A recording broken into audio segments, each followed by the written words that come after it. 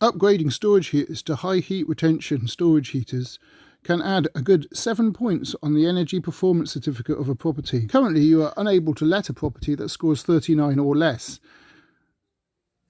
and there is talk of raising this minimum to 69 in the future. Gaining 7 points using high heat retention storage heaters is a cost-effective way of increasing those points. This is a great way of meeting our carbon reduction target and making properties more lettable, and if used properly, reducing heating bills for residents. There are a few things that you need to take into account. I will list these in the description. But first of all, we need to know how many storage heaters we're going to have to remove and how many peak rate heaters we're going to remove, panel heaters. And then we're going to need to know how many sockets, peak ones, we need to fit and how many off-peak sockets we need to fit. So to do this, we need to identify what storage heaters we're having to remove. Also, we'll be adding surge protection with or without a new fuse board. The next step is to figure out what size quantums we need. They come in various sizes: the QM150, the QM125, the QM100, and the QM70 and the QM50. These are widths, the numbers, in centimetres, so it's quite easy to size them up. And then, does the kitchen and bathroom need a fan, pull cord fan heater? How many plugs and sockets are we going to need? So each current storage heater will have wires going to it. If it has a single wire going to it, it's an XL or an XT. These will, once removed, will need a peak rate supply installed. The CXL, the FXL, and the CXT, and the modern looking Dimplex Duo have dual supplies, that's peak and off-peak supplies going to them. So that's just a matter of unscrewing them from the wall and replacing them with the new Quantum. No need for extra sockets. And if you're removing a panel heater, you're going to need an off-peak supply. And that off-peak supply will need its own breaker on the new board. So if there's not enough ways on the board, a new board will be needed. This is the type of board that will need changing, as these have fuses and not breakers. As this board needs changing, fitting a surge protector is a lot cheaper. This type of board won't need changing, but it could do if there aren't enough ways. There's supposed to be one way for each storage heater, so count the ways, and if there's more storage heaters than spare ways, then an upgrade will be needed. If the upgrade isn't needed, it will cost more to add the surge protector. As you're in the area, you might as well look at the electric meter. This electric meter is a super deal meter and will incur the resident high running costs.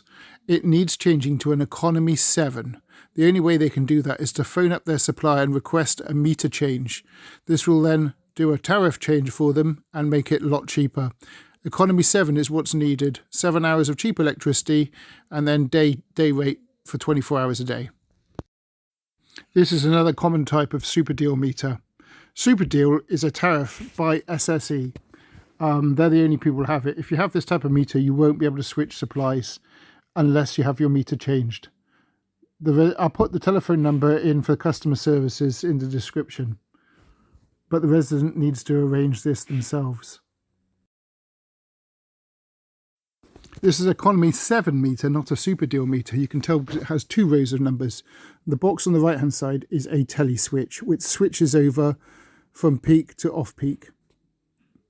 This is another meter, a newer one. It also has a timer clock on it, which instead of using radio waves, it uses a timer to switch over to economy 7.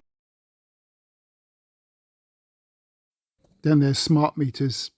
Economy 7 smart meters and single rate smart meters look the same. The only way to tell is to press the buttons and scroll through.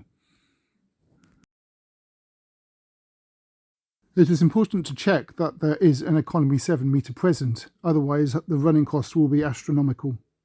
Single rate meters aren't compatible with storage heaters. There's a lot of misconception about how economy 7 works, with people saying that if they turn their washing machines on at 3 o'clock in the morning it will save them money. This is incorrect, especially the way that it's wired up. If there are 2 fuse boards, One is live 24 hours a day, that's the day rate, and the other one is only live for 7 hours during the economy 7 period, which is 11:30 at night to 6:30 in the morning. That's normally charged at 10p a kilowatt, while the day is charged at around about 20p a kilowatt. Hot water provision should be provided by a dual immersion. The bottom one is the off-peak night cheap electricity supply. The top one is the peak rate expensive electricity supply.